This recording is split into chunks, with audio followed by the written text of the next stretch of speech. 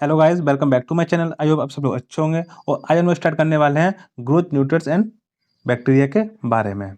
इससे पहले हम लोग investigation of anaemia, shock, inflammation, CSF, urine, ये सारे चैप्टर कंप्लीट कर चुके हैं। जिसने वाली वीडियो वॉच नहीं की है जाके वॉच कर सकता है, उसकी वीडियो चैनल पर प्लेलिस्ट बनी हुई है।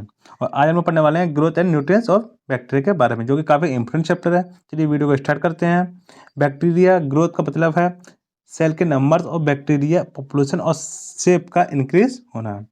बैक्टीरिया की ग्रोथ में क्या होता है, उसमें क्या होता है, जो सेल के नंबर्स होते हैं वो इंक्रीज हो जाते हैं और शेप का साइज भी इंक्रीज हो जाता है। ये 4 स्टेज में देखा जाता है। सबसे पहले बैक्टीरिया सेल डिवीजन होता है, उसके बाद जनरेशन टाइम, क्लिनिकल सिग्निफिकेंस और बैक्टीरिया ग्रोथ कर्व। ये 4 स्टेज होती हैं। चलिए इनको नंबर नंबर से देख लेते हैं।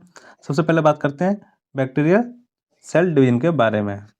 इसमें क्या होता है, बैक्टीरिया का डिवाइडेड बाइंडिंग फ्यूजन के द्वारा होता है। जब सेल कंप्लीटली डेवलप हो जाएगी तब सेल डिवीजन स्टार्ट होगा। इसमें क्या होता है, जो बैक्टीरिया का जो डिवाइडेड होता है वो किसके द्वारा होता है, वो बाइंडिंग फ्यूजन के द्वारा होता है। और डिवाइडेड कब होता है, जब वह कंप्लीटली डेवलप हो जाएगी तभी उसका सेल डिवीजन स्टार्ट होगा। बैक्टीरिया के अंदर डबल स्टैंडर्ड DNA मॉलिक्यूल्स होते हैं। जो बैक्टीरिया होता है उसके अंदर क्या होता है, double standard DNA molecules present रहते हैं। सेल का डिवीजन होने से पहले न्यूक्लियस का डिवीजन होता है। सेल में जो डेवलप स्टैंडर्ड DNA मॉलिक्यूल्स होते हैं वो डिवाइडेड हो जाते हैं। इसके बाद वो 2 डॉटर सेल्स में डिवाइड हो जाती हैं। इसमें क्या होता है, जो जब सेल डिवीजन होता है तो सेल का डिवीजन होने से पहले उसका उसमें जो न्यूक्लियर प्रेजेंट होता है उसका सेल डिवीजन होता है। और इससे दो डॉटर सेल बनती हैं। ऐसे इसका मल्टीप्लिकेशन होते जाता है। अब बात करते हैं जनरेशन टाइम के बारे में। जब बैक्टीरिया 2 डॉटर सेल में डिवाइड होता है, जिसे ऑप्टिमम कंडीशन कहते हैं, उसे जनरेशन टाइम कहते हैं। जनरेशन जनरली बैक्टीरिया का जनरेशन टाइम 20 मिनट का होता है। जो हमारे माइकोबैक्टीरियम ट्यूबरक्लोसिस बैक्टीरिया होते हैं उसका जनरेशन टाइम 20 आवर का होता है। एग्जाम्पल के लिए लेप्रा-बेसिलाई। अगर जनरली बैक्टीरिया का जनरेशन टाइम देखा जाए तो कितने मिनट का होता है, 20 मिनट का होता है। लेकिन जो माइकोबैक्टीरियम ट्यूबरक्लोसिस बैक्टीरिया होते हैं उनका जनरेशन टाइम कितना होता है, तो उनका 20 आवर का होता है। इसमें जो सेल डिवीजन में जितना टाइम लगता है उसी को ही जनरेशन टाइम कहते हैं। अब बात करते हैं क्लिनिकल सिग्निफिकेंस की। जनरली बैक्टीरिया का जनरेशन टाइम 20 मिनट का होता है, बट कल्चर मीडिया में बैक्टीरिया का जनरेशन टाइम 18 से 24 आवर होता है। एम लेप्राई का जनरेशन टाइम 20 दिन का होता है। मैंने आपको बताया तो जनरली बैक्टीरिया होता है उसका जनरेशन टाइम कितना होता है, 20 मिनट का होता है। लेकिन जो अगर कल्चर मीडिया लगाते हैं उसमें जो बैक्टीरिया ग्रो करता है उससे कितना टाइम लगता है, तो उसे 18 से 24 आवर का टाइम लगता है। और जो एम लेप्राई बैक्टीरिया है उसको कितना टाइम लगता है, तो उसको 20 दिन लग जाते हैं। अब बात करते हैं बैक्टीरिया काउंट में। इसमें क्या होता है, इसे 2 पार्ट में डिवाइड करते हैं। एक टोटल काउंट, इसमें कैसे होता है, इसमें जो बैक्टीरिया का टोटल काउंट होगा चाहे वह लिविंग हो चाहे वह डेड हो, सारे काउंट होंगे। टोटल काउंट में क्या होता है, जो बैक्टीरिया चाहे लिविंग हो चाहे डेड हो सारे काउंट होते हैं। अब दूसरा पॉइंट है बाइबल काउंट। इसमें क्या होता है, इसमें लिविंग सेल का नंबर काउंट होता है। इसमें क्या होता है, केवल जो लिविंग सेल्स होंगी उसको ही काउंट किया जाता है। और टोटल काउंट में लिविंग और डेड दोनों में, और इसमें केवल लिविंग सेल काउंट की जाती है। अब बात करते हैं बैक्टीरिया कर्व के बारे में। इसमें हम बैक्टीरिया के ग्रोथ का पैटर्न देखते हैं, वो किस पैटर्न में ग्रो कर रहा है, बैक्टीरिया कैसे कैसे ग्रोथ करता है। जब बैक्टीरिया ग्रोथ करेगा तब हमें कर्व देखने को मिलेगा। इसमें ग्रोथ में 4 फेज देखे जाते हैं। इसमें 4 फेज कौन कौन से होते हैं, पहला होता है लेग फेज, दूसरा होता है लोग फेज और स्टेशनरी फेज और फेज ऑफ डिक्लाइन। ये 4 स्टेज में बैक्टीरिया ग्रो करता है। चलिए इनको नंबर नंबर से देख लेते हैं। सबसे पहले बात करते हैं लेग फेज में।